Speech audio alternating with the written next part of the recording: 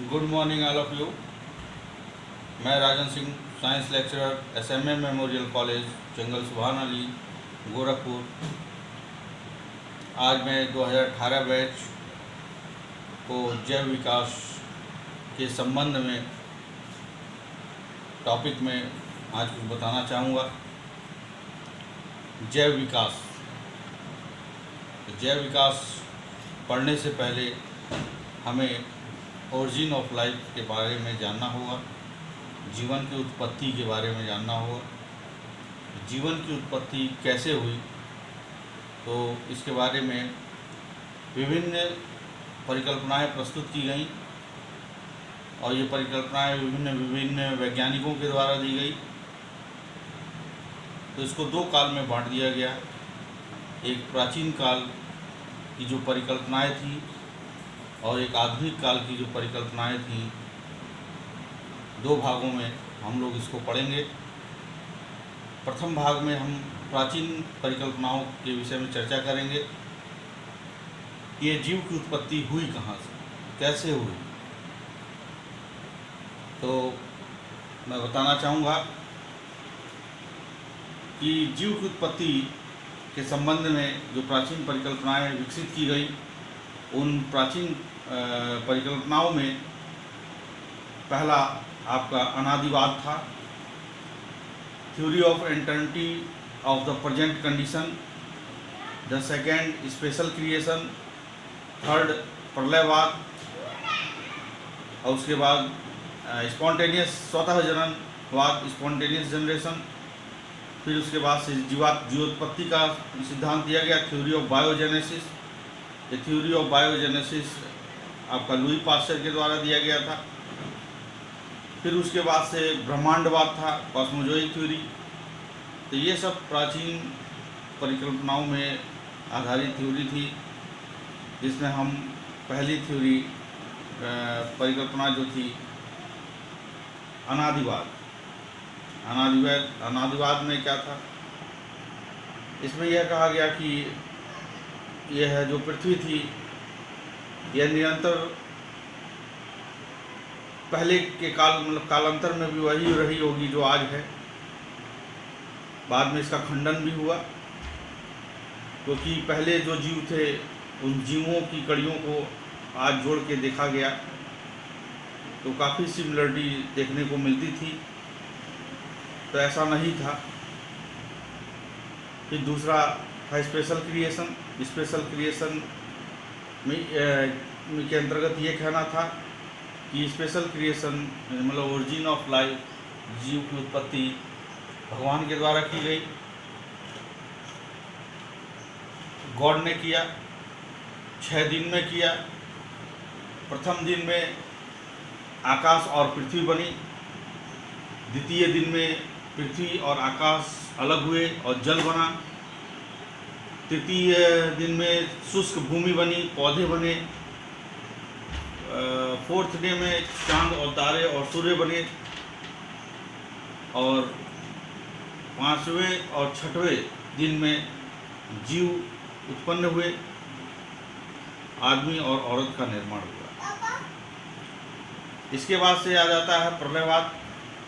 प्रलयवाद सिद्धांत में यह बताया गया कि हर अपने एक युग में एक प्रलय आता है, सभी जीव खत्म हो जाते हैं, फिर नया युग आता है। इस तरह से प्रलयवाद में शुरुआत हुई। फिर उसके बाद से स्वतः जननवाद, स्पॉन्टेनियस जनरेशन। स्पॉन्टेनियस जनरेशन में यह बताया गया जीव की उत्पत्ति निर्जीव पदार्थों से हुई है, मतलब स्वतः हो जाती है। ऐसा मानना रहा है कि जीव की उत्पत्ति अपने आप से हो गई। जैसे वान हेलमोल्ट का कहना था कि पसीने की से भीगी शर्ट को यदि चोकर के साथ या गेहूँ की बाली के साथ रख दिया जाए तो स्वतः चूहे उत्पन्न हो जाते हैं। मिस्र के लोगों का कहना था कि नील नदी के कीचड़ से घड़ियाल, मेढक, बिच्छी इत्यादि अपने आप से पैदा हो गए। उसके बाद स्वतः जननवाद का खंडन किया गया। खंडन करने में एक वैज्ञानिक का नाम आता है फ्रांसिस्को रेड्डी। फ्रांसिस्को रेड्डी ने 3 फ्लास्क तैयार किए। इस 3 फ्लास्क में उन्होंने मांस का शोरबा रखा। एक फ्लास्क को उन्होंने पार्चमेंट पेपर से टाइटली कस दिया कि एयर भी ना पास हो सके। दूसरे फ्लास्क में उन्होंने जालीदार युक्त कपड़े से उसको बांध दिया। तीसरे फ्लास्क को उन्होंने खुला छोड़ दिया। बारी बारी से इन्होंने अध्ययन किया। कुछ दिनों के लिए छोड़ दिया। कुछ दिनों के बाद ये पाते हैं कि जो फ्लास्क खुली थी उसमें कुछ छोटे छोटे जीव जैसे मक्खी, मच्छर इत्यादि कीड़े मकोड़े घुसे होंगे। उनसे जीव की उत्पत्ति हुई होगी। दूसरे फ्लास्क में देखा गया जिसमें जाली लगी थी, उसमें माइक्रोब्स जो सूक्ष्म जीव थे वो एयर के माध्यम से घुस गए होंगे, जिससे उसमें सड़न उत्पन्न हुई। तीसरे फ्लास्क जो कि पार्चमेंट पेपर से पूर्णतः ढका गया था, टाइटली कसा गया था, एयर टाइट था, एयर भी नहीं उसमें पास कर पा रही थी। उसमें यह पाया गया कि उसमें किसी भी प्रकार का संक्रमण नहीं देखा गया। जीव उसमें किसी भी प्रकार के सूक्ष्म जीव नहीं पाए गए। जैसा था वैसा ही मिला। अतः यहाँ पर इन्होंने खंडन किया स्वतः जननवाद का। फिर उसके बाद से लुई पास्चर, जिन्होंने थ्योरी ऑफ बायोजेनेसिस दिया, जीवात्मोत्पत्ति का सिद्धांत, उसमें लुई पास्चर ने बताया कि जीव की उत्पत्ति जीव से ही संभव है। तो इसमें यह बताया गया कि जीव की उत्पत्ति जीव से संभव है। इसमें इन्होंने हंस के आकार का एक फ्लास्क तैयार किया, जिसमें एस आकार की गर्दन उसकी रखी और उसमें शुगर और ईस्ट का घोल रखा, सॉल्यूशन रखा, उसको गर्म किया। गर्म करने के बाद से फ्लास्क के मुख पे रुई लगा दी, जिससे उसमें माइक्रोब्स ना प्रवेश कर सके। और उन्होंने कुछ दिन बाद उसमें अध्ययन किया, उसमें किसी भी प्रकार का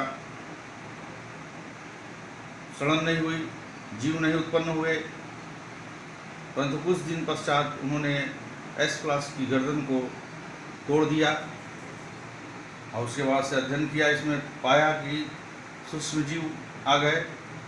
तो उन्होंने कहा कि जीव में अपने ही जैसे जीव उत्पन्न करने की क्षमता होती है, यानी कि जीवात्म उत्पत्ति का सिद्धांत दिया कि जीव की उत्पत्ति जीव से ही संभव है।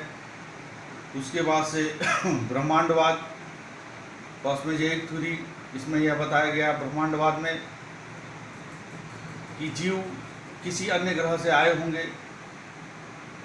अब कैसे आए होंगे, कोई ना कोई माध्यम रहा होगा।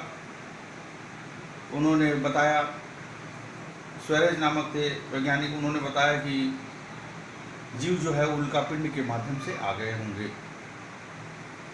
लेकिन बाद में इसका भी खंडन हुआ, क्योंकि उल्का पिंड पर टेम्परेचर इतना ज़्यादा होता है कि संभव नहीं है कि उस पर किसी भी प्रकार का जीवन का पाया जाना। तथा यह थ्योरी भी निष्क्रिय हो गई। इसके बाद ये तो हम लोग में प्राचीनवाद जो परिकल्पना प्रस्तुत की गई थी, प्राचीनवाद था, अब तक पढ़े। इसके पश्चात हम लोग को आधुनिकवाद में पढ़ना है। और आधुनिकवाद में आपका ए.आई. ओपरिन ने अपनी विचारधारा प्रस्तुत की और उस विचारधारा में, अपनी विचारधारा में उन्होंने कहा कि जीव की जो उत्पत्ति हुई वो समुद्र में पाए जाने वाले कार्बनिक यौगिकों के संश्लेषण से बने विभिन्न प्रकार के यौगिकों से जीव की उत्पत्ति संभव हुई। इसको ऑर्गेनिक इवोल्यूशन थ्योरी भी कहा जाता है। ए.आई. ओपरिन ने कहा कि 4 अरब 80 करोड़ वर्ष पहले यह पृथ्वी इतनी गर्म रही होगी,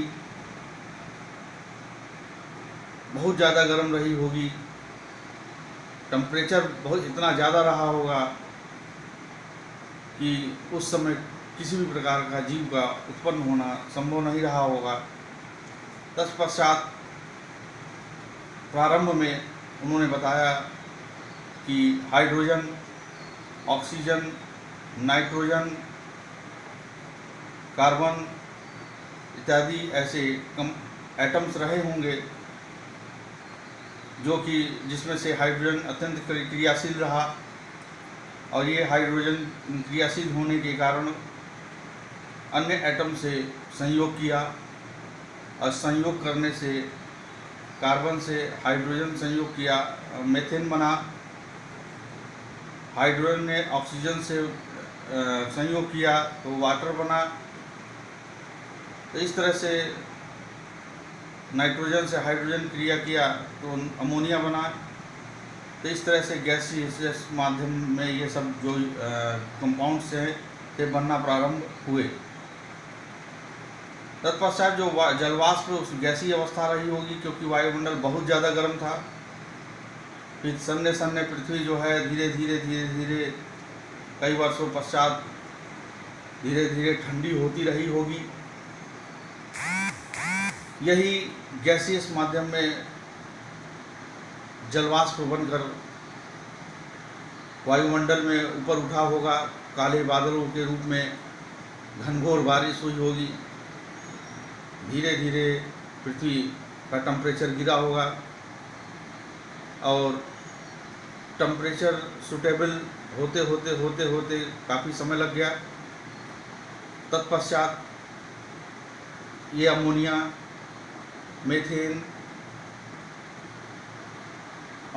मीथेन और वाटर ये आपस में जलीय अवस्था में फिर वापस ये संयोग किए होंगे, और इनसे कार्बनिक अन्य जटिल कार्बनिक यौगिकों की उत्पत्ति हुई होगी।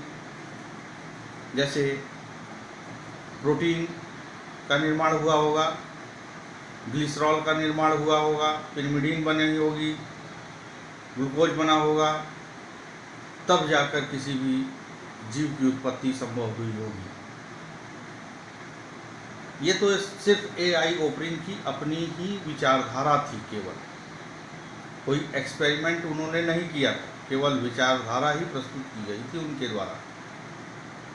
उसके पश्चात एआई ओपरिन की विचारधारा को विस्तृत अध्ययन किया कि कैसा विचार था इनका, क्या ये सही है। इसके बाद स्टैनले मिलर आए और उन्होंने अपनी एक प्रयोगशाला तैयार की। उस प्रयोगशाला में जैसा कि इन्होंने बताया था एआई ओपरिन ने, वैसे वैसे इन्होंने अपना उपकरण तैयार किया और उसको एक्सप्लेन किया। तत्पश्चात उन्होंने पाया कि एआई ओपरिन की विचारधारा बिल्कुल सही थी। एक्सपेरिमेंट में उन्होंने जो देखा, एआई ओपरिन के जो बताए थे, बिल्कुल उस विचारधारा पे बिल्कुल खरे उतरे। और इस प्रकार से हम लोग जो है जैव विकास पढ़ने से पहले जीवन की उत्पत्ति कैसे हुई उसके बारे में हम लोगों ने विस्तृत जाना। अब इसके बाद से जैव विकास के बारे में हम लोग पढ़ेंगे। तो जैव विकास है क्या? जीवों का विकास, मतलब प्रारंभ काल में सरल जीवों से धीरे धीरे उनके क्रमिक परिवर्तनों के द्वारा, जीवों में होने वाले क्रमिक परिवर्तनों के द्वारा अन्य जीवों का, नए नए जटिलतम जीवों का विकास हुआ। ये जैव विकास के अंतर्गत हम लोग को पढ़ना है। आज के लिए बस इतना ही। आगे हम लोग जैव विकास के बारे में पढ़ेंगे। जैव विकास का मैंने पीडीएफ आप लोगों को व्हाट्सएप के माध्यम से उपलब्ध करा दिया था। तो जैव विकास अच्छे से उसको अध्ययन कीजिए। तत्पश्चात उस जैव विकास में कौन कौन से प्रमाण थे, एविडेंसेस कैसे कौन कौन से थे, उनके बारे में पढ़ना है। फिर कौन कौन से सिद्धांत दिए गए थे, लैमार्किज्म, डार्विनिज्म, और ह्यूगो डिवरीज का उत्परिवर्तन सिद्धांत, उसके बारे में हम लोग नेक्स्ट लेक्चर में वीडियो के माध्यम से पढ़ेंगे। धन्यवाद।